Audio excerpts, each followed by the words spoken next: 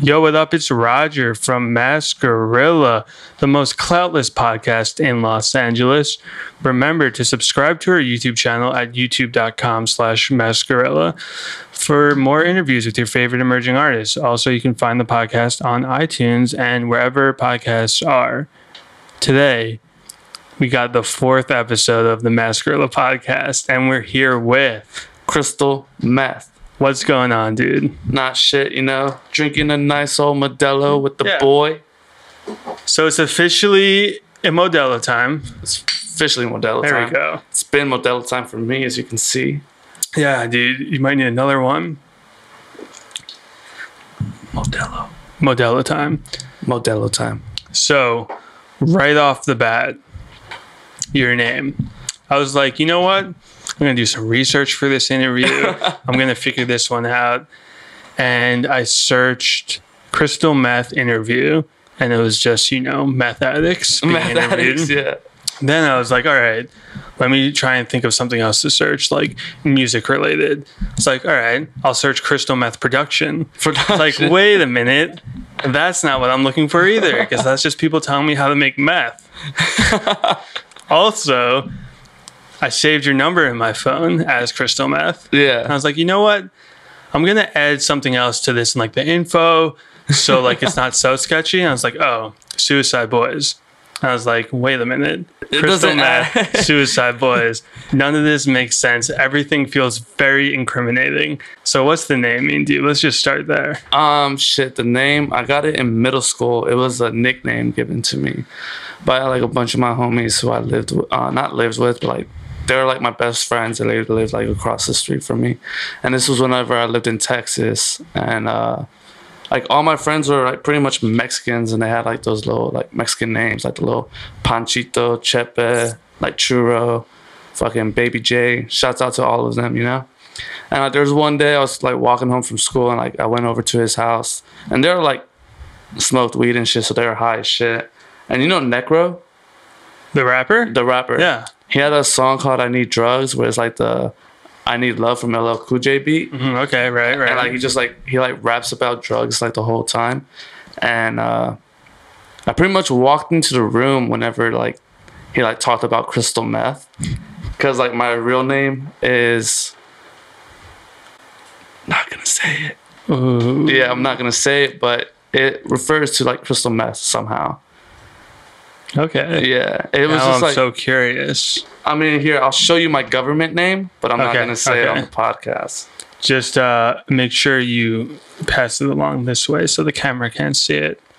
Got the FTP wallet. Shout out Zach. FTP wallet. Shout out Castillo. That's my fucking ID. I look like a maniac. Huh? There we go. I look like a serial killer. I've seen worse.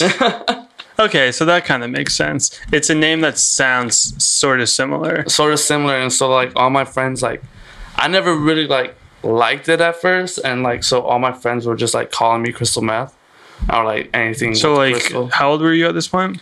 Dude, I was like, when I got that nickname, I think I was 14, 15. How old are you now, by the way? I'm 20. That always trips me out. I'm like, oh, you're probably like 25, but you're only 20. No, I'm 20. I turned 21 tomorrow. It's your birthday tomorrow? Yeah. Oh my god, dude. And I'm already drinking pre-gaming right now. Dude, we're celebrating early. Yeah, we're celebrating early, but like yeah, for the longest I didn't really use it because I was like, all right, Crystal Meth, I'm not gonna go out to public with this. So like everyone just called me by my real name. And then like I started doing music, and like I was trying to figure out a producer name, and like there's one where it was like Sad Naps at one point, and that was Really? like whenever I was like 15, because like Sad Naps backward is pandas. I loved pandas at the time. I still Wow. do. Yeah. That's it's pretty tight, real, right? you know. That's some next level shit. You just Sad blew my Naps. mind. And I really couldn't come up with a name other than that, and I was like, yo, fuck it. And I started using Crystal Meth.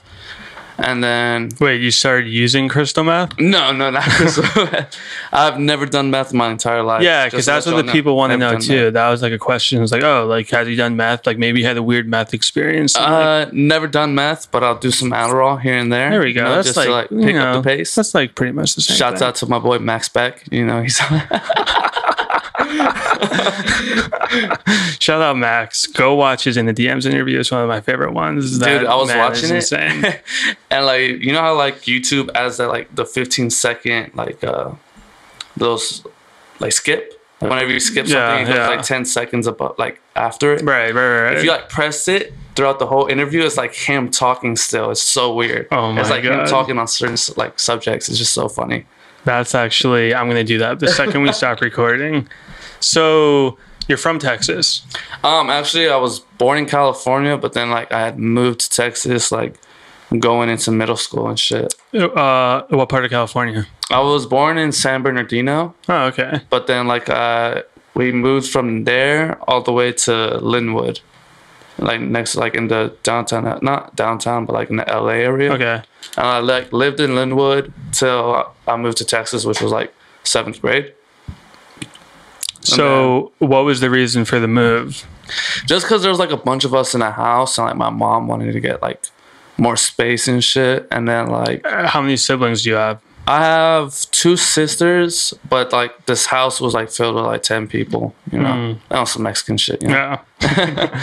But like, yeah, my family's big, and like my mom wanted like a lot more space. So like, what? You were like living with like uncles and grandmas I was living with like and uncles, my grandparents. grandparents and shit. And my uncle had told my mom about like he was like getting a house in Texas. And like he like travels a lot, so he like needed someone to watch the house. Oh, so he offered us to like let us live there and shit. And he told us like the school system was better than like any other like California district, really. So what part of Texas was that exactly? I lived in Dallas Fort Worth. Oh, okay. Yeah, I was living in Dallas Fort Worth. What do your like parents do? Don't really know my dad that well, but he's tight, I guess. He gave me his fucking name. It's weird as shit. I actually looked up my name to find mugshots. Didn't find any. I just found my dad's. So is that why you're not, also not a fan of the name? Yeah, I really don't like the name. I don't know. I wanted a sick name. But like now I'm thinking about legally changing my name to Crystal Meth. And I think that'd be hard just to like appear on it like you change your name to Crystal Meth. Get your ID, put it on a t-shirt, sell 10,000 t-shirts. Right, just like McLovin. Yeah. That'll be so fire. I want to see if I could really do that, because I'd be so down. I don't know the rules on that. I know they let you do anything, but maybe if it's a drug. Maybe if it's, because I know Germ wanted to change his name legally. That'd be crazy. But like he only has Germ, so I told him to put GE as the first name and RM as the last. That'd be sick. That'd be something else. That's the next level of shit. Wait, so your dad, did you ever know him? Or I've known him, like, I've met him before, and like I've done like little family trips with him before, but like it was nothing really serious. It was like here and there. He like just like left and shit. So like really, I'm a mama's boy. I love is he also your sister's father as well? Or yeah. So I mean, like if you don't mind, what's the whole story? Like what? They just like separated? Yeah, they just like separated like pretty much like after I think I was born, like around 2. I was like 2 years old. He like just like left and shit. But like he'd always like come in back and forth like just to check up on us and shit. Like he'd still send me like DVDs, like bootleg DVDs, like for my birthday and shit. And so like it was tight, I guess. Like, but I really didn't care because like I think my uncle was like more of like my father figure. Because like, he always told me like the right things to do. So is that your mom's brother or your dad's brother? Yeah, my mom's brother. Okay. And like, so like pretty much like I'm like really close to my mom's side of the family. Like my dad's side of the family are cool and all, but like we don't really like chop it up that much.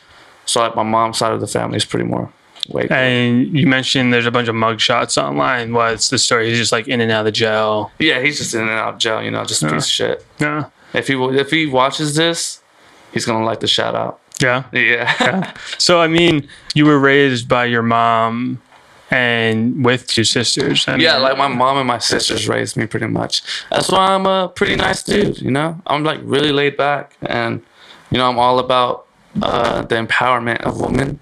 Yeah. I feel like I've never met someone who was raised by women that's like an asshole, right? They're like typically very nice people. Because like, yeah, if you're like raised by like females and stuff, like you gain a respect for them and stuff, and like you understand where they come from, and that's like why I respect all these women.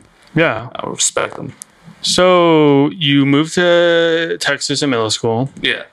What's like school like for you? You're in a new place. Dude, honestly, I did not fuck with it. I hated school. I actually like, there was a point in high school where I wanted to drop out, and like my mom had to go to meetings with me. And like at the end of the day, she just told me like, yo, you're gonna go to school. I'm not going through this shit. And so like, I ended up not going to school for like the longest time, just because like in Texas, the schools are weird, dude. Like, they like really take like the school spirit serious. Yeah. And like I'm not that type of person because I really don't give a fuck about school spirit. And like that's a big like football town, right? Yeah, dude. Fucking like high school football, and there's like fucking 30,000 like, people at the high school sport game. is serious there. Yeah. Like wrestling, baseball, and like I never really cared for that shit. So you weren't playing any sports? I wasn't playing any sports. I was literally either skipping class, going to Sonic, getting a nice little purple O, and like smoking weed with my friends, or getting in trouble with the principal. Yeah. Yeah, like pretty much like most of the time I was at the counselor's office because they always had to figure out like a plan for me. They're like, yo, we got to do something with you. So like what were you getting in trouble for? Really, I was just like never doing like class assignments or like going to school in general. Cause like there was classes like I fucked with the teacher, and like the teacher would like let me chill and like just like do my own thing. But then like they would have to fail me because I'm not doing the school work. Yeah. So like it got to a point where I like started failing grades and stuff, like classes. Oh shit. So like they had to send me to like an alternative school. Not an alternative school, but like a continuation school to finish off. Okay. So like I did that like towards the end of my school year and graduated. So did like you walk across the stage, or was it like a GED, or what was the situation? I didn't walk across the stage. It was more of my own walking. Like it was walking the highway at the school I went to continue. It was weird because like as soon as you finish all your credits, like they like write you off, and then they say, hey, you're graduating tomorrow, blah, blah, blah. Come here at this time. Whenever you get there, they give you like a little purple gown with a cap. Oh, really? Yeah, and what's tight is they had like a list of songs for you to choose to walk to. Oh, shit. Dude, I deadass chose Freebird by Leonard Skinner. I really did. My mom has video of it too. I was walking to Leonard Skinner, and I literally waited for like the pretty much like, I think whenever he first starts singing, "'Cause I'm as free as a bird," I was just walking to that legendary day.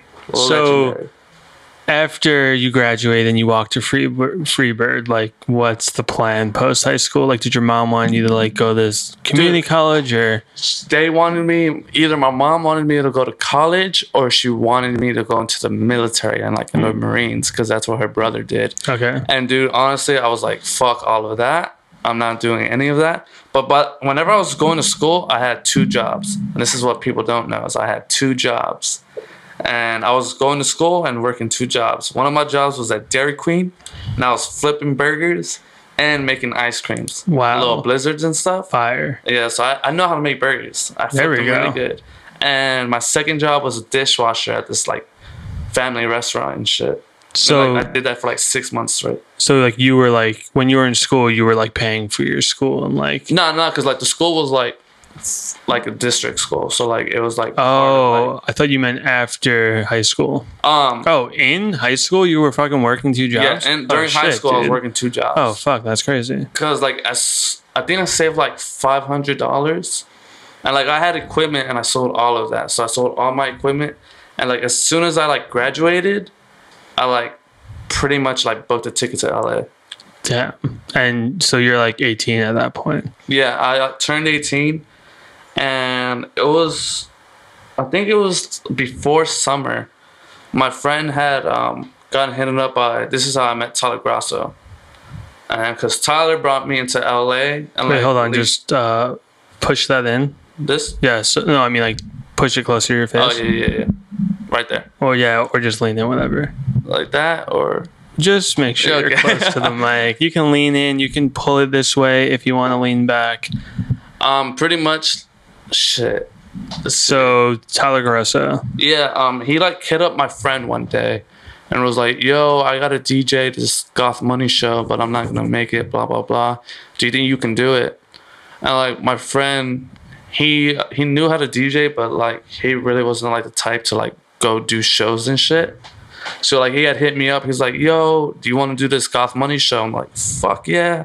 Like, hell yeah. So like I had a DJ set, and what's crazy is the person who put this all together was Ashlyn from Dallas, right? And she's with Post for Austin. like the people who don't know, she used to, you know, run the Dallas scene. She threw a bunch of shows in Dallas, but also she dated Post Malone. Well, she's dating Post Malone now. Oh, she still is? Yeah, that's his girl. Oh, shouts out to her. She's a real one. She's so like every song you hear on the radio where he's talking about a girl, he's singing about her. Yeah. You know, she actually went on one of his first interviews. It was like a Power 105 interview. The Power 105, yeah, with what's his name? Charlemagne. Charlemagne, yeah. I was gonna say Chameleonaire. Chameleonaire. That would be, a better host. That would be a better host. But yeah, and then I think after the interview, he was like, "I'm just gonna like not put her in the spotlight because it was so awkward." Yeah, right. I saw that. So you DJ'd? Yeah, I DJ'd the function, and pretty much that night, I was like really fucked up. I was a piece of shit. I was doing Xanax, Adderall, and like sipping lean or some shit. And like as soon as I finished my set, I like go put my equipment in my friend's car, and I'm coming back down to the venue. I'm like walking down, and as soon as I get like a cup of water, like ice cold water, I like black out. I blacked out, and I woke up in the hospital. Yeah, I woke up in the hospital, and like I'm like freaking out, like what the fuck happened? And I'm like looking at my phone, everyone's saying, please pray for Crystal Meth. Please. I'm like, oh shit, this is looking crazy. And like people are saying, like actually saying Crystal Meth. And I was like, this is wild. This is wild. Oh, okay. And then like I think Tyler had tweeted me, and he was like, yo, I hope you're doing good. And he was like, pray for Crystal Meth and shit. So literally after that night, the whole Crystal Meth thing was born. So then like people in your area knew who you were. Yeah. And then like it was kind of weird because then like Goth Money like didn't really fuck with me because of that. Oh, because you fucked their show up. Yeah, because like I had a seizure and they had to like shut down the show. But like, dude, I was seizing up.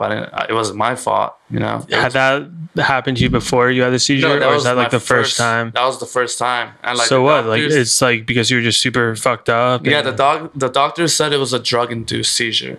So I was like, sheesh. And my mom was on vacation that weekend. I had to call her from the hospital. I'm like, she was like in New York with her boyfriend. I'm like, yo, I'm in a hospital right now. She's like, oh my God. Because at that point, you're still 18. Yeah, and she was like worried and stuff. And pretty much what happened was Tyler had hit me and my homie up, was talking about like, yo, let's do these parties in like certain cities. Like, let's throw parties and like make bread off of it. Yeah. So me and Tyler did like a whole like 3 cities. Like we hit Vegas, Phoenix, and then we did LA. And we just threw parties. Was one of those shows where the Players Club, there's like a video of it and you guys are like out back in the alley, or like you're in front of it, or alley, and like someone has a gun? Oh fuck. Or is that another wait, when was this? I think it was around that time. It's like a video, like it's on Vimeo. Like it might not be one of those specific 3 shows, but those shows are crazy. Shit, I'm trying to think. I remember like because we did those parties and like a lot of people actually like came and shit. So I don't know, and like we didn't really make that much money. So it was whenever we were in Arizona, we were eating at Cane's, and we didn't really think about LA. And we're like, he hit up Krez. I've never met Krez before, but he hit up Krez and was like, yo, let's throw a party in LA. So like that day we like planned it out. We're gonna find a warehouse and like throw a party and shit. And we're driving to LA. We got the warehouse and everything was like ready. Like we got speakers, we got tables, and then everything was set. And we just had like Krez, Puya, Fat Nick like promote it. And then like Zach like threw his FTP logo on the flyer and shit. So like he promoted it too. And like I've never met any of these guys before. So then like we go, I do the show, blah blah blah, and all this shit, and like we chopped it up after the night and we all hung out. And then like I went back to Texas because we drove. So like me and my homie like drove back to Texas. And like the next week Tyler had hit me up. He's like, yo, I'm moving out to LA from New York. He's like, you down to like come with me? I'm like, fuck yeah, like fuck it. I'm down. And he's like, I'm gonna be out there this week, fly out this day. And so like I sold all my equipment, quit my 2 jobs, and like I told my mom like, yo, I'm leaving. Like I'm gonna go out to LA. And she's like, what? I'm like, yeah, but I'll be back in like 2 weeks. I'll see you in 2 weeks.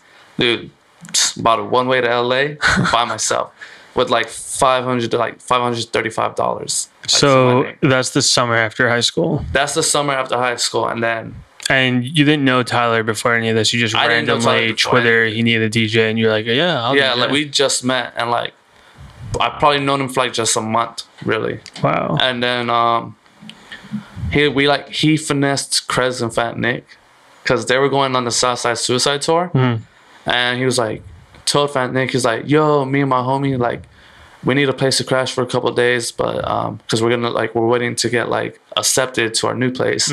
And they're like, yeah, you can stay here. I ended up staying there. We ended up staying there for like months while they were on tour. For the whole tour. Yeah, and like then me and Tyler ended up getting like an office space in like downtown LA, and me and him like dug it out and like slept on the floor in there. I like bought like an air mattress and a futon. So like during that time when you're staying at like Fat Nick's place or you're in the office, like what are you doing? At first, dude, honestly, I was just like an assistant to everyone. So like you were helping out Tyler. I was helping out Tyler, like I was like kind of like an assistant to him, and like I just helped him out with like his day-to-day shit. I mean, are you getting paid, or is he like... It was like just like little intern shit. You're just like staying with him for free, and like he's... When like he eats, you eat. Like if he eats, I eat type shit. And like he would like take care of me and all this. And I would just have to like help him out with the shit. And so like... That's how pretty much it was. Like I just helped out everyone, and like they took care of me. Because... You know, everyone be fucked up off of shit, and like they need like a little chaperone. So I was like the young chaperone around. Which is funny. So the kid named Crystal Meth is the chaperone for people who are off the shits. So you don't come back to Texas in 2 weeks. Is your mom like, what's going on? Or? Dude, my mom was texting me every day saying, come back home. Like, you need to come back home. And I was like, no, I'm going to see how this goes. What were you, like, were you telling her, like, yeah, mom, I'm, like, interning? Or, like, what were you? I didn't tell her anything. I was just like, look, I'm going to see how this goes. Like, I'm just working with, like, trying to, like, make it happen, like, this music shit. And, like, I still wasn't doing anything. Like, I wasn't making beats or anything. Wait, so you said you sold your equipment to move out there. Like, what? I sold my speakers, and I had, like, this little sampler and shit. I sold it all. So, like, we kind of glossed over this whole part, but, like, at what point did you start making music? 13, like, freshman year. And, like, what was the inspiration for that? I had, like, a couple of my homies, like, who made music in high school, and, like, they'd rap. And I was always, like, whenever I was, little, I, like, always listened to Kanye West, because, like, it was always crazy to me, like, how he made his beats and shit. Like, especially, like, on MPC. And like, you remember those Goodwood chains? Oh my God. I wanted a custom Mask Gorilla Goodwood so bad, but I was like 17 and couldn't afford like the $300 or whatever it was. I dreamed about that. Dude, I had a Goodwood chain, and it was like an MPC one. Like the little MPC. Oh my God. Goodwood. Yeah. I know exactly what you're talking about. And there was like one day I was like eating like food with my mom and my sisters, and I'm like playing around on the Goodwood like as if I'm making a beat, and I was like, yo, I wonder how this like really is. So then like I like got home, and like I looked up programs and shit, and I found out about FL Studio. So like I was using FL Studio for a while, but then like I was like trying to figure out like how do these other like producers like get that certain sound. So I did my research, and like I ended up switching to like other programs and stuff. I tried to work on Ableton, and that shit was just like looked so confusing. Dude, yes. That's what I'm using right now, and I barely even know how to use it in the simplest way. Yeah, it looks so confusing, so I was like, I'm not trying to do this. Yeah. So I started using Logic Pro, and like and I started like fucking with the sounds on it. And I was just pretty much like just fucking around. Like my like inspirations on like producing was like Shlomo and stuff. Oh, okay. So like I fuck with like all of that type of shit, because that like whenever I was 13, I think that's like whenever like that first SoundCloud wave like came out. You're 19, so 13, 6 years ago, so that was like 2012. Yeah, like you remember like whenever like all like the edits were first coming out. Yeah, I mean, I think 2012 pretty much predates this whole like existing the whole underground scene. Yeah, so like, cause I was listening to everything on SoundCloud. Like, did you ever listen to Goat Slugs? I don't think so. Because that's how I found out about Bones. I mean, Goat Slugs. Chances are I probably did, but like at this point, 10 years later of doing this, I have no idea what I've heard and what I haven't. But who are they for me and people who don't know? They just like made like chopped and screwed music of like fire ass. Like they did a Sade, Cherish the Day, like chopped and screwed. It was just like internet music, you know? Yeah. And like they had like a song. He had like a song with Bones, and like that's whenever I first heard about Bones.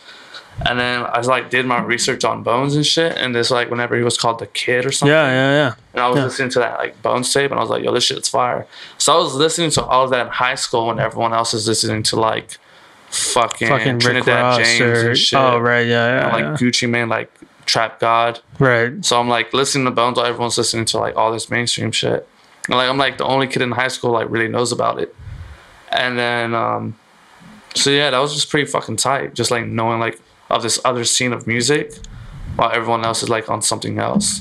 So what's your like relationship with Mascarilla? Like when did you... Whenever I first heard Mascarilla was like, I think I saw like an interview like, fuck. I remember seeing something with like you promoting like Bones and shit. And like he was like on the LA Weekly. Oh yeah. Like, I think I saw, and then you started doing this thing where like submit your music and like if I fuck with it, like yeah. So we started. I think I started a text interview series called Recruited, and I interviewed Bones in like 2013. And then I was like, I'm gonna do this thing called New Waves. Yeah, like, New Waves. Where like literally anyone can submit, and I'm gonna listen to like seriously back then it was like 2,000 fucking things a week, and I'm just gonna put up 5 that I think are cool. And the funny story about that is, on the first edition of New Waves, it was actually Suicide Boys were one of the 5, and like that was like 2014. Really? Yeah, like I mean, first blog to cover them, obvious. That's crazy. So you saw that? Yeah, it was like because whenever I lived in Texas, like my friends were making music, and like I was trying to help them out. So like I submitted their music to you, and like I sent the email for like my email and stuff, and like you responded like trying to get like everyone's name. And, oh really? Yeah, it was like this group called Buddhist Dupes or something. Oh okay. Yeah. Wait, yeah. And like you like where are they from? Texas, like Fort Worth, Texas. Yeah. And like I try to like get it all like situated, like everyone like trying to get a part of it, but then it got like went to shit because like people were worried about doing drugs more than actually like working and stuff. So I gotta stop focusing on them. Wait, like, so did I ever post that on New Waves? No, because like I never got back to you because like these kids didn't know what the fuck they wanted to put or say. At least I responded because I thought you were gonna be like, oh yeah, I like emailed you and you never responded. No, like, you definitely responded, and like I was trying to respond to you with like a good answer and stuff, like with everyone involved. But like they didn't know what to say and they wanted to say some head ass shit. So I was like, I'm not trying to send this to a vlog and like you know, I'm not trying to do that. That's so funny because fucking Screamin' Ruby, that's like their whole story is they submitted it and then I posted it, and but like they followed up and then they would keep sending me their new music, and that's pretty much like was, you know, like part of the whole process of like the launching off point. Yeah. So, you know, your friends, they kind of blew it.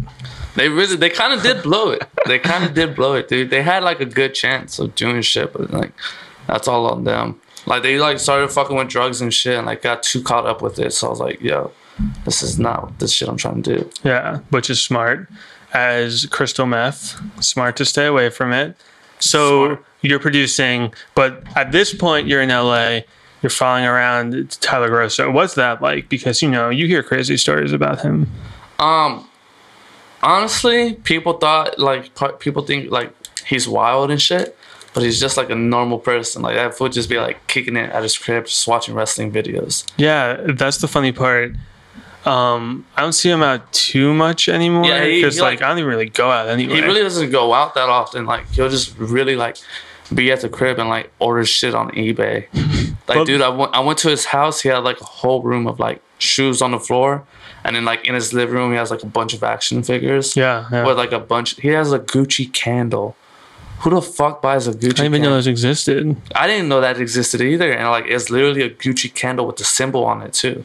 Wow. And like, all over the crib, he has like a Britney Spears vinyl signed and stuff. Whoa. So like, I mean, he's a cool guy. Like, he's just like a normal person that stays inside and yeah, shit. that's what I was gonna say. Is that I don't really see him out too much because I don't even go out anyway.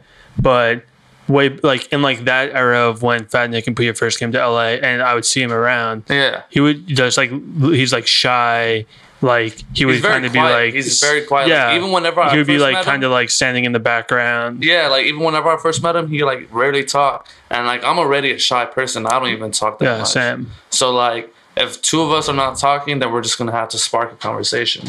So like that's how we were. Is like we just like talk about random things, and it was just tight because I mean I didn't really have to like say shit, but like he's cool as shit. So like we just talked about weird shit, music and shit, and like of ideas like we should do and stuff.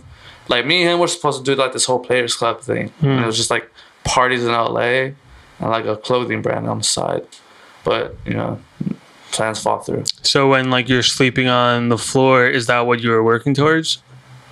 Honestly, I didn't know what I was working towards. I was just like pretty much doing it day by day. Like I was working on beats, but I didn't know what the fuck I wanted to do. Like I was friends with, I knew all of these people, so like I knew I could do something if like I tried giving them my beats or something. But then like I just ended up like becoming like good friends with everyone. So like I was just pretty much like an assistant to everyone, which is like weird. So like who else were you also assisting along with Tyler? Fat Nick and Krez, because I didn't know them, and like they were letting me stay at their crib. So like they would just like have me do like daily things like around the crib. And then like we met this other group of people, our friends KDL and this other kid named Derek, and they decided to get a crib, them and Tyler and like this other kid, and we got the crib in Encino. We're living there for like a while, like 6 months, and like Krez and Fat Nick lived like 10 minutes away. So like every day I'd like take one of the kids' car and like go hang out with Fat Nick and Krez, and we'll just go around in LA and like do shit in LA. Like we'll go on Fairfax and like Krez will have meetings and shit, and I'll go with him like to like Paradigm and stuff. Same with Fat Nick, like I'll just take him around and shit. And it was around the time where like Puya was still in LA. Right. So like Puya was in LA and we're all hanging out. Him and Coco had a place in Hollywood together for like a year. Yeah. They had that spot in LA, like downtown and shit. Oh, okay. Was it downtown or like Hollywood? I thought it was Hollywood. Yeah, I think it was Hollywood. It's like, well, big ass hill. Yeah, it was like near Fairfax, right? Yeah. So it was like around that time, like I was just hanging out with them. I was just like an assistant. I just drive them around and like make sure they were straight. And I don't even have a license. I'm probably ratting myself out, but I don't even have a license. Still? I drove. Oh, well, you have one. Well, I still don't have one. What'd you just show me? It's like a state ID? Yeah, it's a state ID. Oh, okay. Dude, because I've never had time to like go to the DMV and just like try to test. Yeah, I actually don't have a California license, and I've been here for like so long. I still don't have one. Like now I'm ratting myself out. Okay, so you're doing that. How do you meet the Suicide Boys? What's the story there? Pretty much what happened was Fat Nick had told Puya about me. Like he's a good kid, like he's a hard worker and shit. So Puya asked me to go on his tour, on the UU tour, to like sell merch, help sell merch. So I go on that tour and like we're selling merch and shit. I like helped his friend Migo Plug, my homie. And like me and him sold merch the whole tour. And like I was like a fast worker and I made them like a lot of money and shit. And so I think that was like beginning of 2017, I think. Wait, hold on. So I was trying to think about the first time I met you, and I thought it was a different time, but right before we started rolling, you said it was at the Unmasked Suicide Boys show at the Roxy. Yeah. So I don't even remember you being there because you weren't DJing for them. I was DJing. Yeah, Krez was DJing. I drove Krez there. Really? Yeah. I'm always behind the scenes. That's the thing. I'm always behind the scenes. It's so funny because I so vividly remember being in the parking lot. I was there. I was behind everything. You must be like in the background of the videos, because if anyone's ever seen the Unmasked Suicide Boys episode or interview or whatever you want to call it. Everyone's chilling in the back? Yeah, like that was like one of the coolest moments of me throwing these shows was I pull up, and then Krez, Scrim, and Ruby are chopping it up. They pulled up, and then fucking Xavier Wolf, Chris Baker. Travis, Eddie Baker are there. And then Zach comes. Yeah. And then Soft as Heart is there as well. Zach's, a girlfriend, also a very talented DJ. It was like literally like everyone who mattered in the scene was just standing there in that parking lot. And yeah, I mean, Ramirez was there. Yeah. And you were there. Germ was also there too. Germ was there. Like literally, man, that was such a fucking crazy. Dude, you see me in the background. I have like a green backpack and shit. I'm just walking around. That's like in the Unmasked episode? Yeah, I think so. It's like I have like a hoodie on and like I have like this green Adidas backpack and shit. I have like this green Adidas backpack. I think you could find me somewhere. Like, just look for the kid with glasses. Okay, we need everyone who's watching this, go to search Suicide Boys Unmasked and leave a comment with a timestamp look for me when Meth is in the background. So you're at that show. That was 2016. That was June 2016. That was 2016? Yeah, that was June 2016. You're not DJing for the Suicide Boys yet. Krez is. All right, so 2016 was the UU tour. I was selling merch. And like towards the end of the year is whenever the boys announced Eternal Grey. I think they announced the Eternal Grey tour. I think they did that the fall of 2016. Yeah, and like Andrew Puya's big brother, was tour managing that tour. So like my everyday thing was I was hitting him up like, yo, try to put me on the tour. Like I want to like I'll sell merch, I'll do whatever. Like I just want to go on tour with y'all. And so like pretty much I hit him up every day to the point where like he hit them up and was like, yo, like I have this kid named Meth, like he was a fast worker and sells merch. So like, yeah, fuck it, like let's just add him to the tour. So they like pretty much like flew me and Krez out for the tour and shit, and I was just selling merch for them. And then like during that whole tour is like whenever I built a relationship with the boys. So you were on the Internal Grey tour, and that was the one where the LA stop was at Club Nokia. Yeah, with that Club Nokia. So you've already been on one tour before that, the UU tour. Yeah. And now you're selling merch for the Suicide Boys. Now I'm selling merch for the Suicide Boys, and they're doing these huge venues. What was that like? I mean, you're like, it was crazy because like me and my friend Miko Plug would have to like be there before doors open, like an hour before doors open, and we'd have to set up the merch. And as soon as doors open, like kids would run to the merch table. They buy so much shit, especially LA. Like they made like a shit ton of bread because like a lot of kids were buying shit, and it was so fast. And I think I was selling Crystal Meth tees, and it was like there's like my first Crystal Meth tee, and it had this little Grim Reaper on it. Oh shit! And it had Crystal Meth on the back. I think Getter has one, and Nick Coletti. Yeah, and that was like the first LA show. That was like so far. That shit looked crazy. Yeah, so for people out there who don't fully understand, the reality of the situation is that Suicide Boys sell more merch, not only than anyone in the underground, but also pretty much Suicide Boys sell more merch than like Young Thug or whatever. Yeah, they sell a bunch. You know who sells a crazy amount of merch though? Is Drake. He has like 20 or like 30 merch boys around the whole house. Well, yeah. So Suicide Boys are up there. They're not Suicide Boys are quite in Drake's. They're like coming for Drake. Maybe, they're coming for Drake, a few years to the head top.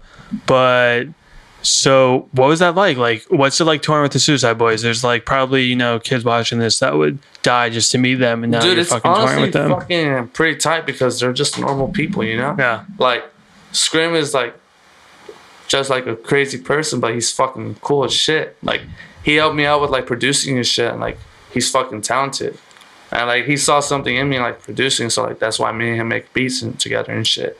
And overall, like me and him had conversations and shit about life and shit, and like we just chopped it up a lot. And he's honestly like a good person. Ruby is like just a fucking nerd. Just like a bunch of other people, like all of us normal people. Like, he's like a movie nerd, and it's fucking fire because I like movies too, and like he likes the same music as me. So like pretty much, I was just like, yo, this is fire. Like this is like the group of friends I needed because like they know everything I know, and like they listen to all the music I listen to, and they fuck with the movies I fuck with. So it's like pretty weird, like we're like the same people type shit. So you pretty much just instantly hit it off. Yeah, we instantly like hit it off and shit. Honestly, I heard Scrim didn't like me for a second because Really? I had a FTP jacket that he wanted. Oh, that's fine. I had an FTP hoodie for a while that he wanted because he didn't get it yet. And I was like fresh on tour with the Louis bag and the FTP hoodie. So how'd you get that? Zach, my boy Zach. Okay. Shout out to Zach. Because I don't know, I always hit up Zach. I was like, yo, I want to rock the FTP. I need this FTP. And then like I met Zach through Tyler and shit. And like I met him whenever he had like one of his small warehouses in like downtown LA, and it was just like a little office spot and shit. That's where I met Castillo and shit too.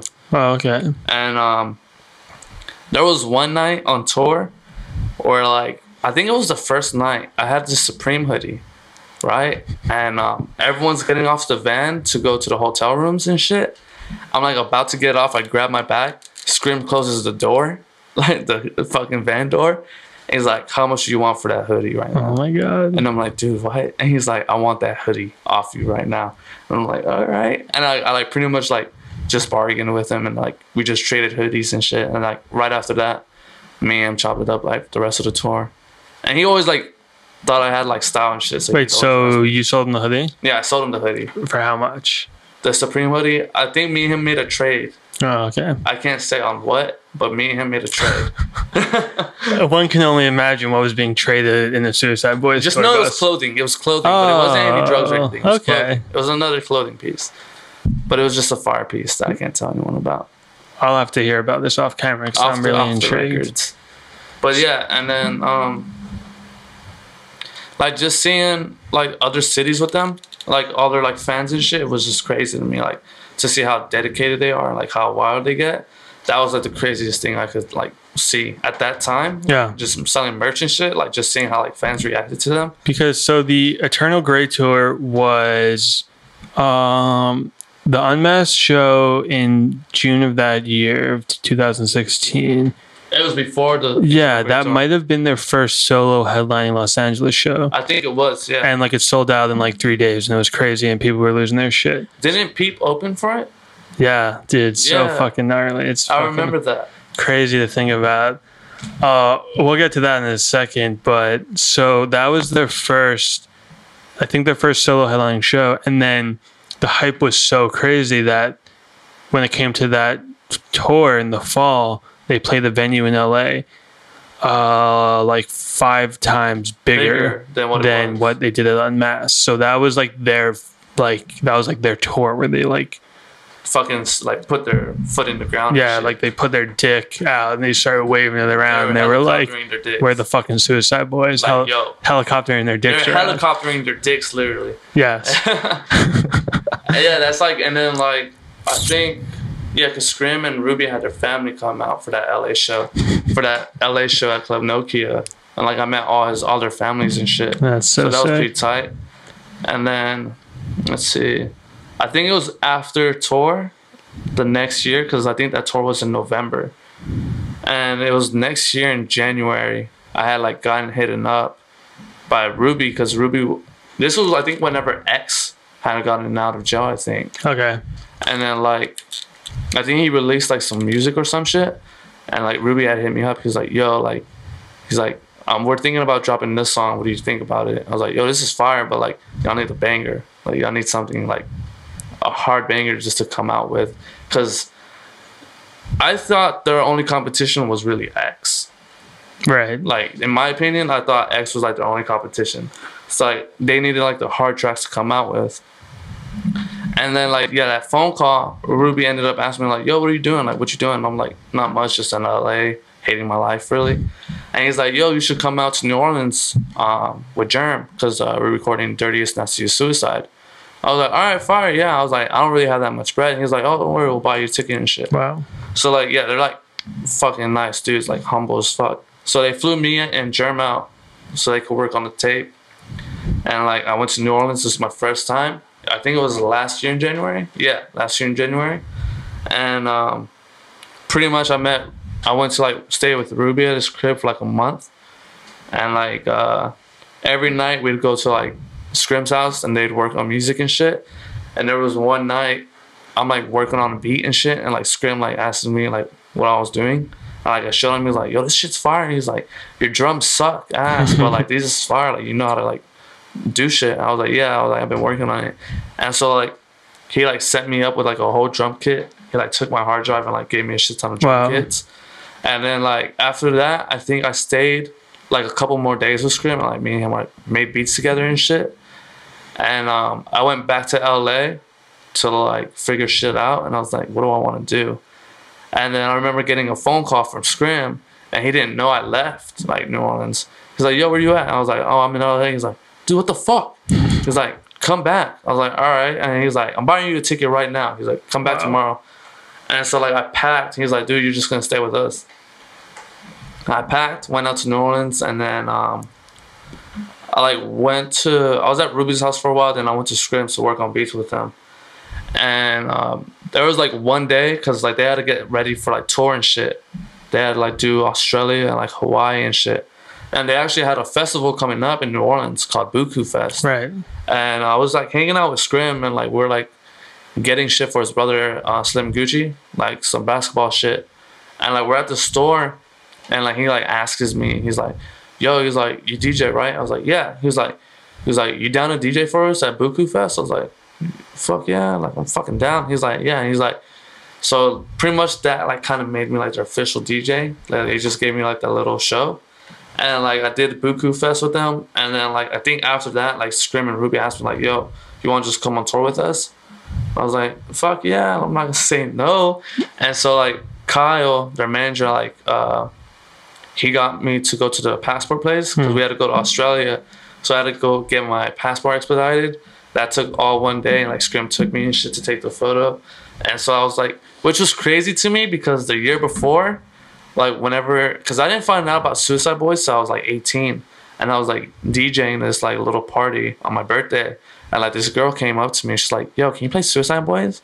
I'm like, who the fuck is that? What's that, like 2015? 2016? Yeah, 2015. 2015. I was like, who the fuck is Suicide Boys? Okay. And it was crazy, because like after that, I like went and listened to them. And whenever I went to LA and like I was living with Tyler, I was like, yo, who's their DJ? And he was like, I don't know. And I was like, that's weird, man. I want to DJ for him one day. And like a year later, I'm actually DJing for him. I was like, yo, this is fucking crazy.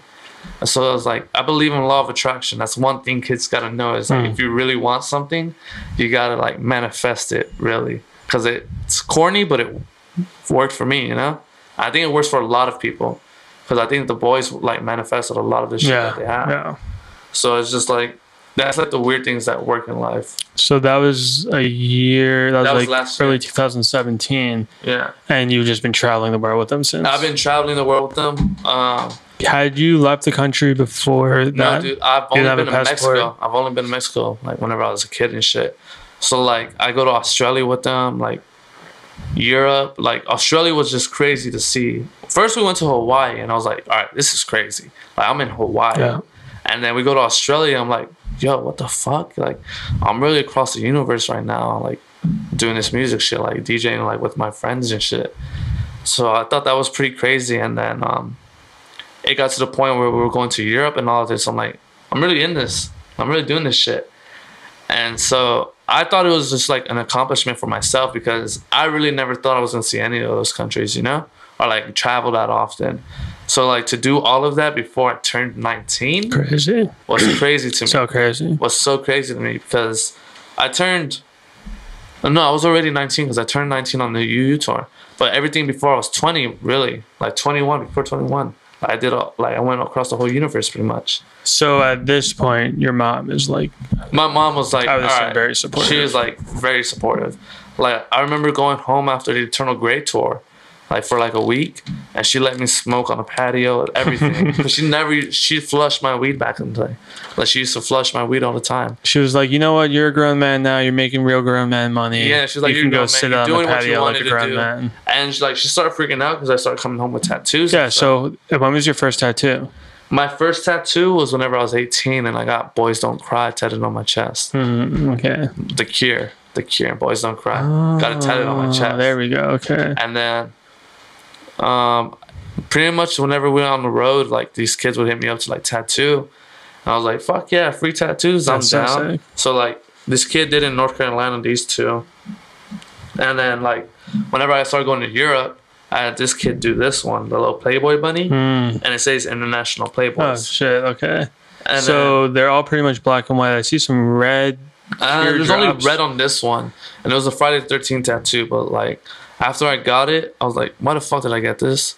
I don't like color, you know. Yeah. So like most of the time, most of my tattoos, I wake up the next day and like, what the fuck did I do? But it's just pretty tight to me. But like I'd say my favorite artist or my favorite tattoo would have to be the dog one. Okay. Because it was like from my favorite tattoo artist, Baraka Tattoo. She lives in Europe and shit. And she did this one on my arm. Oh wow, that one's crazy. I don't know if like the camera is even picking it up, but it's Eiffel Tower, a woman, looks like Saturn behind her. Shouts out to Baraka. Yeah, she did because she was living in Paris. Oh, okay. Because I went out to Paris this year for like 2 weeks to get the tattoo and shit. Yeah, you and Jeremy went out to Paris, right? Yeah, me and Jeremy went out to London, then we like had like 2 days off in Paris and shit. That was pretty tight. I see you got a G59 tattoo. I got the little G5 because that's the thing. Scream and Ruby said it wasn't official, so I got a tattoo. Yeah, I noticed that. And what's his name also got the tattoo once he like. Well, yeah, but why am I blanking on his name? The fucking merch. Adam got it like the second they were like officially like he's our new merch guy. You know what's crazy about? All right, here's the story. If people want to know what I do behind, like with the boys, I'm like behind the scenes most of the time. Like I help them out with shit like their music. Like I'll listen to the beats and like help them like choose which ones are like the hard ones. And like Adam comes into play. Whenever we're in Australia, because I found out about foul play through Germ, because Germ used to wear it all the time, and I always fucked with it. I was like, yo, this shit's fire. So like I like started following Adam, and like he started like hitting me up, and he asked for my number. And there was a time whenever we were in Australia, he kept texting me and shit. He was like sending me designs, and like the grade 5/9 designs and shit. And I was like, yo, this shit's fire. So then like he was just like reaching out. He's like, yo, I'm trying to like do shit for the boys and all this. I was like, yeah. So he like keeps sending me designs, and like I'm showing Ruby because Ruby did their merch. But like with this year all happening, like all the tours and shit, like Ruby has to like sit to the side and focus on the music and other things other than like designing merch and like other shit. So I was like, yo, dude, like this guy's fire at merch designs. Like you should put him a part of the team because I feel like he could like really help us out. That's crazy. Yeah, and then like I pretty much like gave Ruby his number, and like they started chopping it up, and then boom, he got added G59. Wow. So like, and like I fuck with Adam so heavy because like he's like the big homie, and like no one's gonna press him because he's like fucking 6'6". Yeah, it's so funny. I met him backstage at the boys' last LA show at Club. Is it Club? No, what's it called? The Palladium last fall. Palladium Ballroom, yeah. And this dude comes up to me and he's like, yo, Roger. I'm like, wait, what? He's like, yo, it's Adam. I'm like, what? And he's like, yo, from fucking Foul Play. I was like, oh shit, dude, this is crazy. You are fucking a ginormous man. But he's young and he has like a fucking child's face. And dude, he's the nicest kid. You know, it's Abby, how it looks like just a normal person. Like, yeah. I thought he was like average height person, right? Baby face. No, I met this fool in Amsterdam in Holland, and like he's like, yeah, I'm at the bus, and like I only see a tall motherfucker at the bus. I'm like, who the fuck is it? And like I go up to him, he's like, yo, I'm Adam. Like, oh shit, what's up, dude? Like, you're tall as shit. Yeah, and like fucking someone else is pretty tall too. 6'4". Yeah, he's fucking super tall. Wait, so you start producing with Scrim. What the fuck is that like? It's pretty fucking badass because like me and him have like sort of like the same sound. Like me and him have like the same ear for things, and so like there'll be times where like I would just make the sounds and then he'll just put the drums over it. So I'm gonna say that they could be looking forward to a Crystal Suicide tape soon. Really? Yeah. Do you have anything on the new album or no? Nah. But like I just helped them out with it. But a Crystal Suicide tape. So was like an EP where they're just going over your like just an EP where they'll go over my beats, like how they did, or like the Radical Suicide, like the shit they did together. Yeah. It's gonna be like something like that. But like I want to do it like a little bit different. Like I want to put features on it. When can we be expecting that to drop? Shit. Honestly, I'd probably say like next year, early next year, just because like we have a lot of planned out for the rest of the year and shit. But we'll probably knock out some songs this year, Like, we'll probably release a certain track within the end of this year and shit. Because I want to do a track with the boys, Jeremy Ramirez and Shakewell.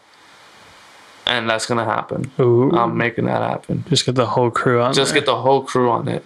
And, like, I plan on, like, doing more music with, like, Jeremy Shakewell and Ramirez. And I want to get, like, some songs with, like, Fat Nick and Puya. Oh, yeah. But, like, my main thing is I want to focus on the Crystal Suicide tape. Right. Because I want to make it, like...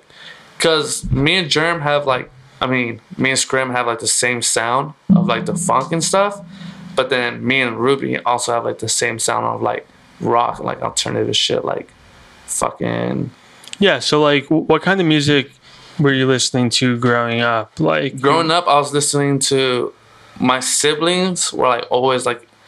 Whenever I was growing up, my siblings were into, like, the heavy metal shit. Like, especially, like, LA scene heavy metal. Because that's whenever I was living in LA at the time. We were listening to, like... Fucking, what's their name? Annotations of an Autopsy and shit. Just, like, a bunch of, like, death metal shit. And then I started listening to, like, rap whenever I moved to Texas because of my friends who gave me the Crystal Meth name. They he let me borrow his iPod a couple times. And he had, like, a bunch of, like, rap and shit. So I was listening to, like, Bone Thugs, fucking Immortal Technique. Just, like, a bunch of shit. And then I got put on by, like, Texas artists, like, DJ Screw, and then, like, Trey, and Assholes by Nature, and then, like, Paul Wall, fucking Lil Kiki, and, like, just a bunch of South music. And, like, I started fucking with the sound of it because, like, how it sounds and shit, and, like, Outkast and all of that. So it was just pretty tight to me. Like, that's, like, the type of shit I was listening to. That's a pretty, like, well-rounded list of influences. Yeah, so I was pretty much listening to everything because there was times I was listening to Spanish music and shit. So I was listening to everything. I even listened to Jamaican music. Hell yeah. You said your sisters were into metal, so what are they up to these days? Honestly, they're just normal people, you know, living the LA life, you know, going to work. So they're in LA. I have one sister that lives in LA, and then I have another one that lives in Texas and shit. So, like, they just do their own things and shit. Like, my family's just a normal family with, like, working jobs and shit. Yeah. I'm just, like, the branch of the single tree. I'm right there with you. I fucking moved across the country. My entire family's still in New York. So you mentioned Peep opened up for Suicide Boys in 2016. So for people who don't know, I grew up in the same town as Lil Peep. We're both from Long Beach, New York. We went to the same high school.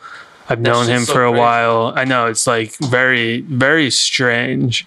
So how did you learn about Lil Peep? How did you, like, when did you meet him? Like, what's that whole story? Shit. I met him because he came out to LA around the same time I did. And it was whenever I was hanging out more with Fat Nick and Krez, like doing their day-to-day shit with them. Because for a minute, he was almost going to live with Krez. Yeah. Or he, like, stayed with them a couple nights, but then he ended up crashing and living with Brendan in that whole, like, house that turned into, like, a legendary house in Pasadena. So this is what happened. Because the Buffet Boys used to do this Dash radio thing. The Buffet Boys radio. And they had Lil Peep, like, come one time to link up with Fat Nick after the show.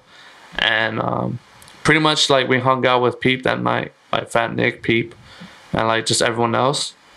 And, like, we ended up chopping it up, and then he started coming over a lot more. And it, like, got to the point where he, like, just, like, started crashing with us.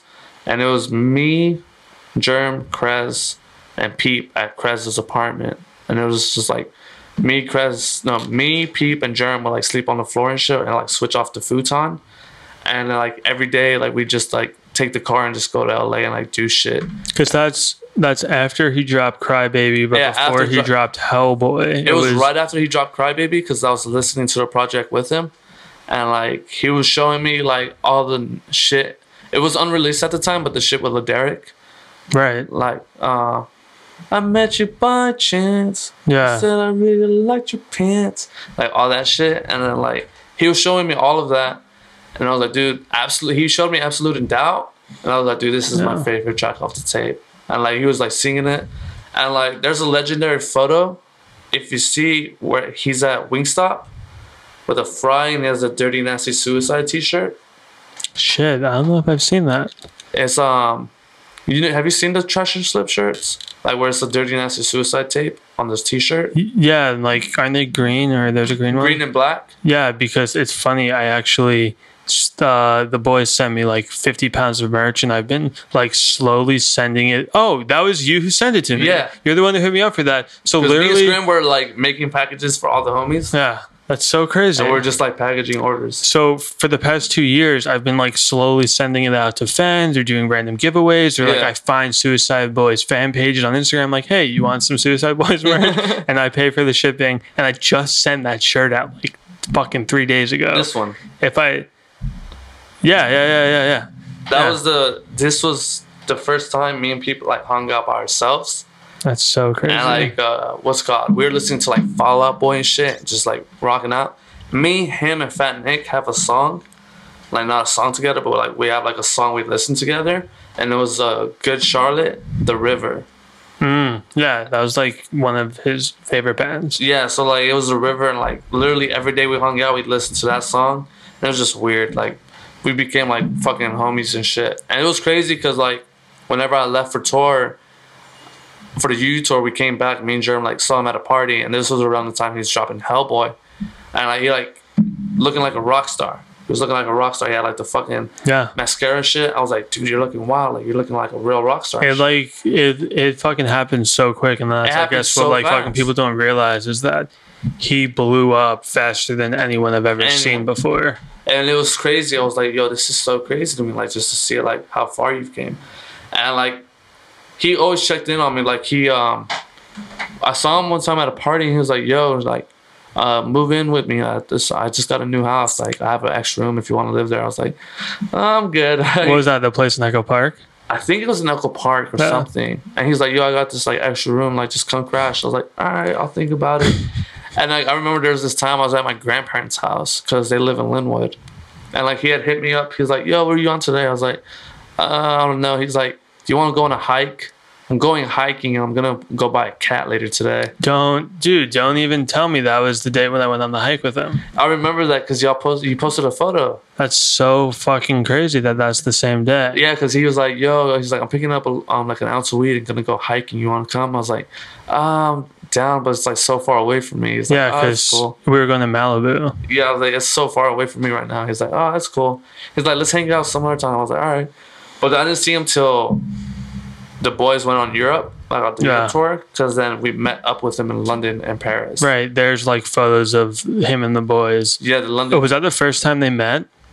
No, because I know they had a show together in Arizona one time. Oh, okay. And that's when they met. But like this was I think another time they met, but like where they actually like chopped it up. And like when they were actually, they both kind of blew up, and they were like, yeah. And like what people don't know is like after that tour, that Europe tour, we were gonna have like Peep fly out to New Orleans to work on like a whole Suicide Boys Peep tape. Damn. Because we were talking about doing shit with him the whole time. But like he wanted to actually be there with us, like in the studio. He didn't want to do it like send emails back and forth. Like he wanted to be there. Yeah, because he hated doing that. Yeah, so it ended up didn't working out because we had a busy schedule and he had a busy schedule because he was always like traveling and shit. But like, yeah, because like we were supposed to work on like a whole tape with him after like our US tour, but that's like when the shit happened, was during the US tour. You were touring the US when it happened? Yeah, because we were in Reno when that night happened, and I remember like because me and Ruby were at the fucking arcade, like just playing games and shit. And, like we went to go eat, and then like one of the managers called Ruby. He's like, "Yo, are you seeing Twitter right now?" And then like I went on Twitter and I started seeing everyone tweeting like, yo, he's dead, yo, he's alive, he's good. And like I just couldn't fucking stand it because I was like, yo, everyone needs to stop this and just wait. And then like everyone just started saying, all right, it's confirmed, he's gone. And I was just losing it, and I was like, yo, this is not tight at all. And like I was like losing it that whole night. Like it was just the worst thing ever. And then like we had to drive to Salt Lake City that night, and I wake up in Salt Lake City and there's just fucking sand, white sand. Like I open the door and it's white sand. Looks depressing as shit. I'm like, this is not tight at all. So like it was very hard for me to do the rest of the tour because like I didn't know what the fuck to do. I didn't even want to be on stage at that point. So you do a set, you do Whew, gotta take a fucking deep breath. Right? It's getting hot in here. You guys do a set before. I mean, you DJ a set before The boys, yeah. The boys, and you made a point like that next night you started playing his songs. Yeah. The next night after he passed away, like it was Salt Lake, and I couldn't DJ that long. Like I couldn't be on that stage, and like the boys told me like, yo, if you want to play one song, like it's cool. Like we'll just do one song and just go with the performance. So like I just played Beamer Boy just for Gus and shit. But like towards the rest of the show, like the other shows, like I'd do a 30-minute set. But like towards the last 10 minutes, I played nothing but Gus's music and shit. So like, it was getting to the point where his memorial was coming up, and I was like, I told him I was like, yo, I'm leaving for a couple days, just to go to New York, and I'll meet up with y'all like after. So I went and did that, and then got back on tour, and it was just pretty much every day. Like I did a 30-minute set, but like the last 10 minutes was his music, and I do like a tribute and shit. And it was the last show on that Global Epidemic tour in the U.S. Like our last show, like we're driving back to New Orleans, like just last show. I get a call from my friend Trap. And he's like, yo, like, do you think you could fly to LA right now because we're doing the Rolling Loud? Oh, right. In the LA. Right. Yeah, so he bought me a ticket. I had to fly from Oklahoma to LA to go DJ for it. And so I went to the Rolling Loud for Peep's set, and that's whenever Fat Nick and everyone went to go talk at his set. Right. Stuff. And so you and Jans were like alternating playing Yeah, we're songs. like figuring out the set, like what to play and stuff. And Jan's just cool. I fuck with him. So yeah, dude. Like he's super sick. Yeah, they're cool people. They're very cool people. And Bexy, adorable. It was cute. He's got those black eyes, but he's a cute kid with black eyes. Wild. They're so wild. Shouts out to Rain too. But oh yeah, dude, fucking shout out Rain. Big shout out to Rain. But yeah, I mean, I remember you playing those sets, and it's like hard to even talk about, but just seeing that on the internet, whether it's like. Yeah, even to this day, dude, it's very hard for me. Like, I can barely listen to his music, honestly. Yeah, same. But seeing you play those songs, it was emotional, and I would like, I even think about it. But you know what's crazy? You know how many views that video has? Like millions? Millions. I was like, well, this is wild. Yeah, dude, because I think it's just like, all right, his fucking music is still going to be out there and it's going to live on. And I was so fucking appreciative that you were playing it every night. Dude, what's crazy was... It like fucking meant the world to me. What's crazy was whenever we're in Europe, whenever they were meeting up, the boys, whenever we're in London and Paris, that night in London, dude, I've never done ecstasy in my life. Never done ecstasy. So it was after the show, people's like, yo, do you want to come back to my flat with me? Like, me and Bexy was like, yeah, fuck it. And I told everyone, I was like, yo, I'm going to go to his flat, like pull up and shit. Because the boys were like wanting to go do something else real quick, like get changed and shit, and like take a shower and then come hang out with us. So I like went with Peep and like Bexy. And like we're in the Uber, we're listening to Chief Keef Thoughtbreaker. And like every time I listen to that album, I always think of this moment. So like we're listening to Chief Keef and shit. And we get to his apartment and it's like we had to walk to the very top story and shit, like the very top. And then I walk in, he's like dancing and shit to his music. He's like, yo, you want a little ecstasy? I'm like, I've never done it. He's like, dude, it's cool, just try it out. So Pete gave me my first ecstasy. I always remember this moment. I take it, and dude, he's playing me all of his new shit, like Come Over When You're Sober. But it was like Awful Things, Mr. Brightside, like everything. But it was all unreleased and like unmixed. And he was like showing me all of this. And I was like, yo, this is so crazy. I was like, and he's just dancing to it. And it was just like, yo, this is a cool ass moment. Then he was like showing me all of his clothes that he got from like Fashion Week. He's like, dude, I don't know why, but they gave it to me for free. God. And I don't even like this stuff. I love it. It was just so tight because like that was just like a memory I have with him that I always like cherish and shit. Yeah. It was so fire though. Yeah, dude. I mean, for everyone out there who wasn't fortunate enough to meet him, he seriously was just the sweetest, most genuine person, soft-spoken. Yeah. He was quick, witty. Dude, there was one time I took him to the Gap store. Bro, he loved those Gap hoodies. He loved the Gap hoodies. He fucking loves those Gap hoodies. Like, dude, that was his first look. There was a 50% sale at Gap. Were you the one who took him and like all those pictures? Like he has a blue one, a yellow one. That was when you went with him. All of those. Oh shit, that's crazy. All of those, dude. Like we went to Burbank and like there was a whole like still at Gap, and he's like so excited. Like his face was like, and like I'm like looking at him, and he's like, dude, this is so fire. Oh my so God. crazy. And like I'm like walking around. I like come back to him. He has like 7 hoodies, different colors. He's like, I'm ready. And this was like around the time where Pokemon Go was out. So I was like walking around getting Pokemon. That's so funny. I turn around, he has like 8 hoodies. He's like, dude, they're on sale. Like, this is fire. Did you get interviewed for that thing they're filming about him? Yeah, there was, whenever me and Germ were in London, me and Germ did like a sick. thing and shit. Honestly, it was just, I really like, it was just very hard for me. Like I couldn't really like think. Yeah, like we did it twice. I went with his mom and his brother, and we actually went on that hike in Malibu, and it was like so hard, and like and then it was windy, so they came here to film it again, and it's just, you're just like never gonna be able to say everything you want to say. Everything, like, exactly. You can't really, and like they're gonna have to edit this. Right. It's gonna be like quick little like parts. Us saying like one sentence, and I'm sure like other people, like his manager or like whoever, like they'll be telling more. They'll be telling more and shit. But but like for us, it's, I mean, but have you met his mom or his brother yet? I met his mom at whenever we went to New York. All right, so okay, so I don't think I met his brother, but I met his mom and shit. Yeah, his brother actually wasn't there, which is a whole other story. But you went to the memorial. I was there. Because I went with Fat Nick and shit. Right. And Mikey.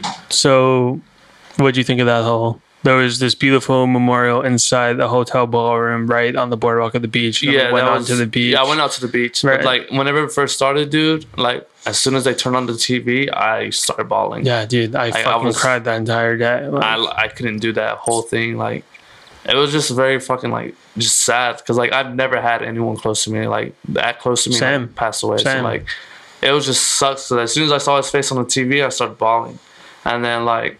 The whole like going outside to the beach and like that shit was just. It was actually beautiful. Crazy because there was like the clouds were pink for some reason. There was like a sunset. I was like, damn, I don't even really believe in like signs or whatever, but dude, he's right here, fucking in Long Beach with us.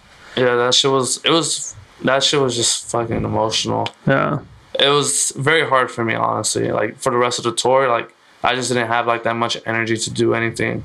Like even the boys talked to me like, "Yo, are you okay?" Like. I was like, nah, like I didn't have energy to like do like a DJ a show. But like after a while, like I started realizing like, hey, I gotta pick it up.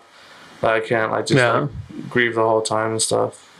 Yeah, and just remembering the good times and keeping his memory alive. Exactly. And yeah, it's gonna be hard sometimes, but like keeping his legacy alive and it actually it like helped a lot because like I was on tour, so I was like around my friends and stuff, and like it really helped me out.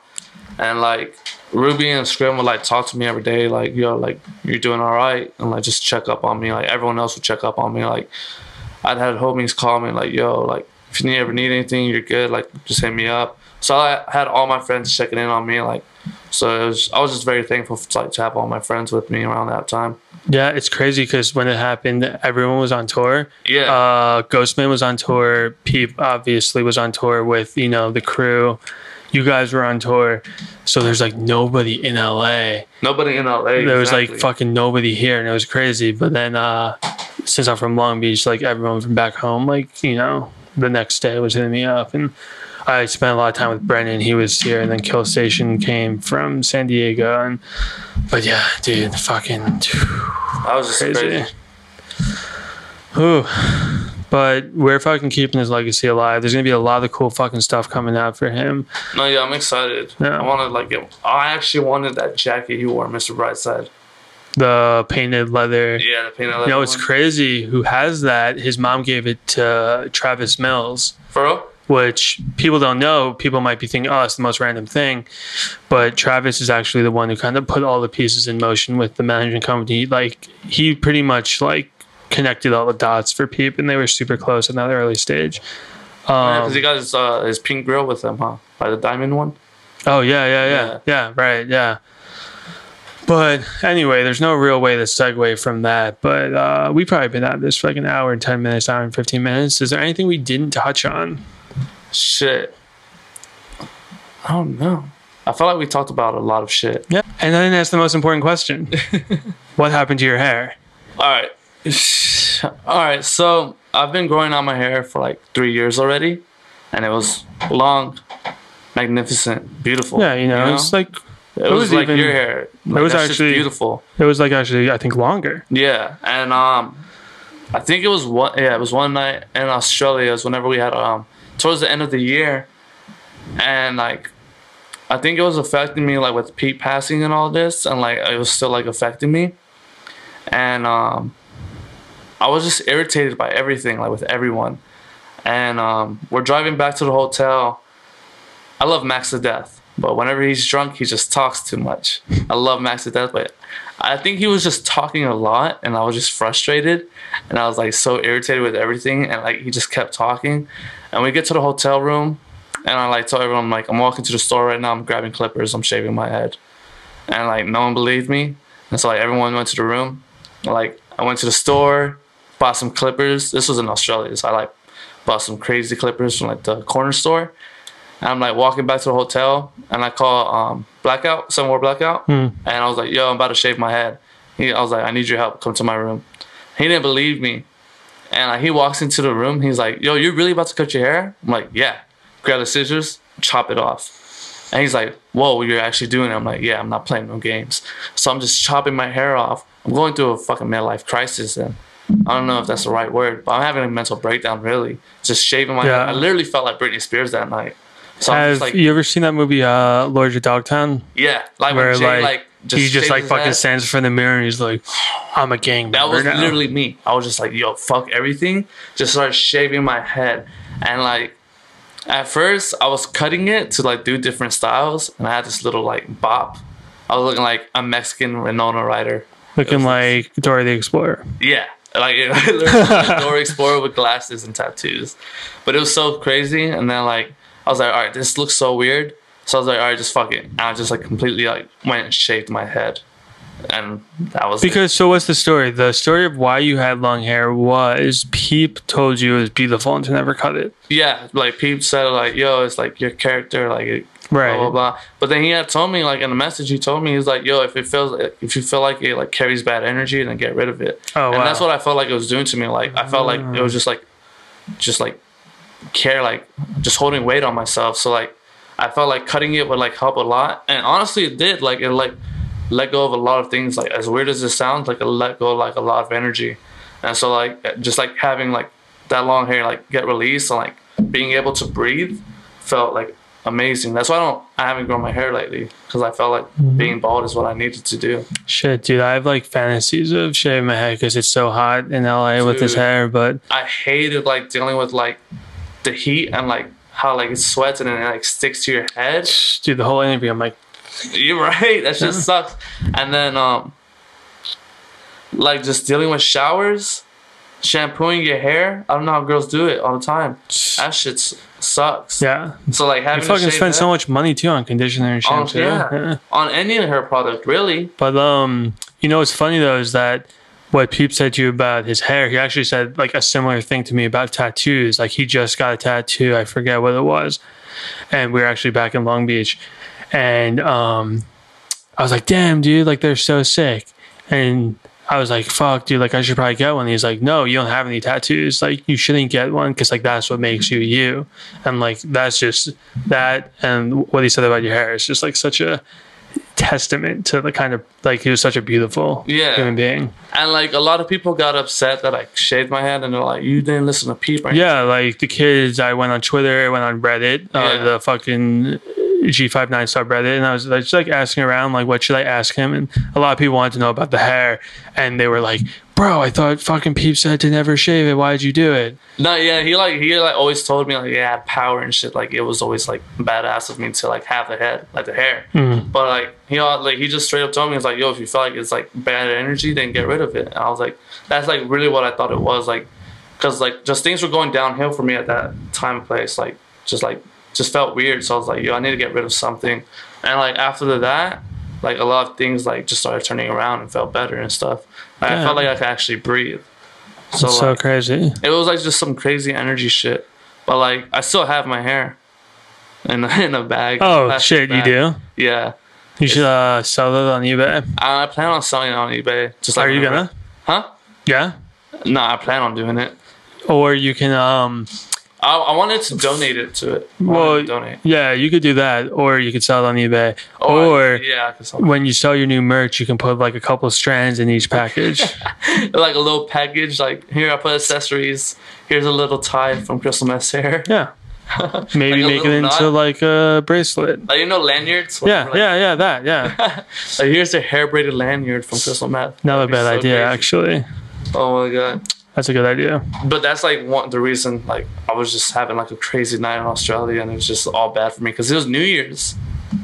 It was New Year's whenever I shaved my head, and I was like not having the blast that everyone else was having. So I was like, yo, this fucking sucks. But that night I hugged a koala bear. Yeah. There's a photo of that, right? Yeah, and yeah. There's a photo of a koala bear. There's a photo of me hanging out with a kangaroo. I was literally like chilling with a kangaroo, feeding it apples. Felt so crazy. It was so nice, dude. Just touring the world. Just touring the world and just shaving your head. Shaving my head. Dude, it was having to put up with Max Beck. And then because that at that hotel, Danny Brown was staying there. Oh, really? Yeah, Flatbush Zombies was staying there. Oh, because it was for like a festival, so like everyone was there. Everyone was there, and like we like met Flatbush Zombies like the day before. And like the next day, they're like, yo, didn't you have long hair? I was like, yeah, I should. That's so funny. Who's like the craziest person that you've met on the road? Met on the road was Chester from Linkin Park. Oh, shit. Right. Yeah. So what's that story? We're in, I think it was Sweden.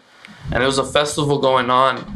And they were the headliners. And our tour manager, like, Kyle came into the room and was like, yo, we're going to meet Linkin Park and all this. We're like, what? Like, how did this happen? And I guess he was talking to their tour manager.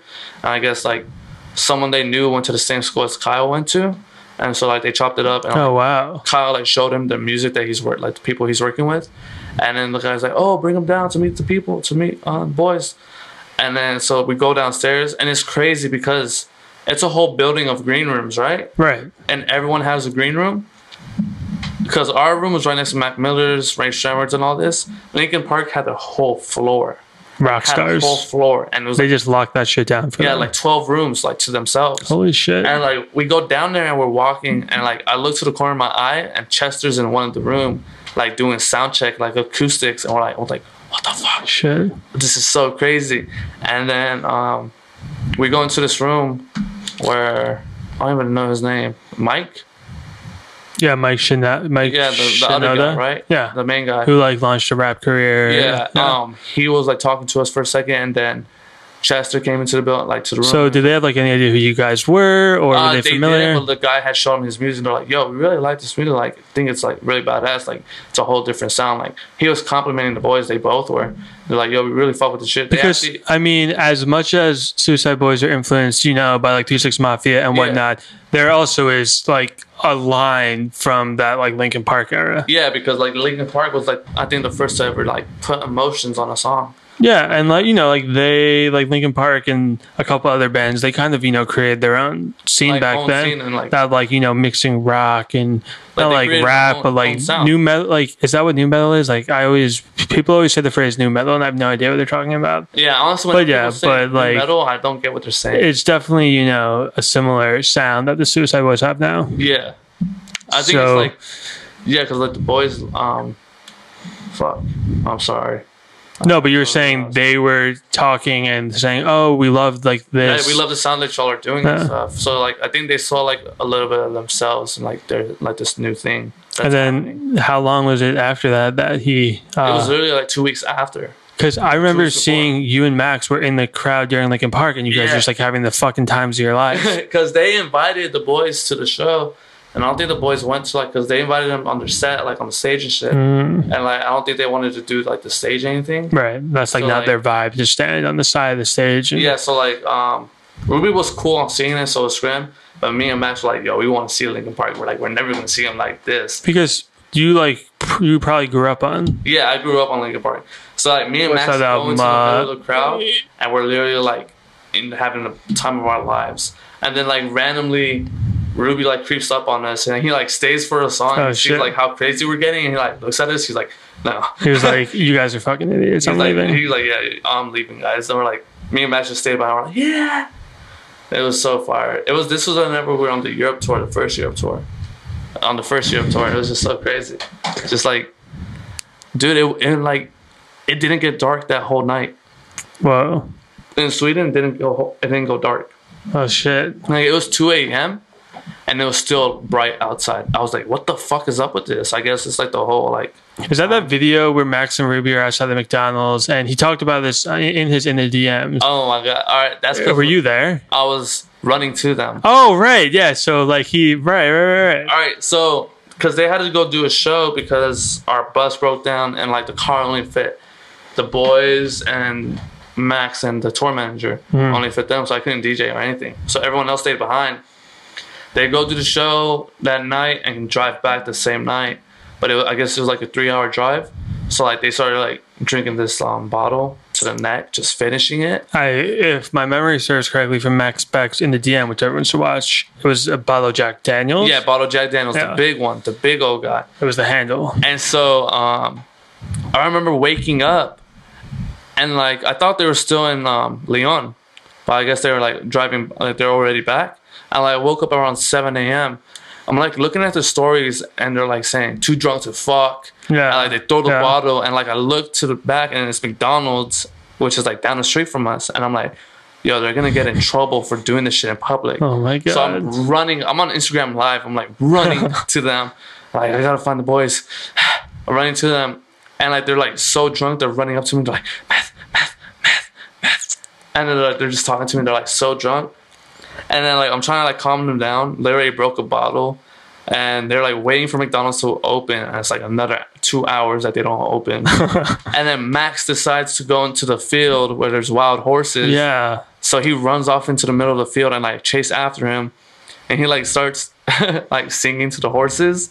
And like I'm honestly surprised that the horses didn't go crazy on us or like kick us or anything. Yeah, but they actually let us pet them. And like, oh really? Yeah, dude, it was so crazy because like you're so lucky you didn't get fucked up. Yeah, like because wild horses are just supposed to fuck you up. Yeah, dude, Max goes up to them. It's like 4 wild horses. He's like singing like Sound of Music to them. Oh like, my god! Oh my god! Max like, is a fucking. He's just like madman. And I'm like, dude, you're fucking crazy. And he's like, take a picture, Meth. Take a picture. And he's like holding on to them. I'm like, all right, I need to get the photo now. And I go to them. I'm like, yes, this feels like majestic right now.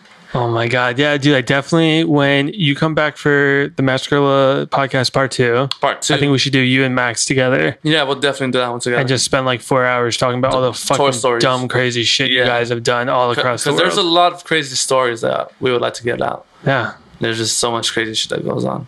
That shit needs to happen. It really does. Anything else you want to know about me?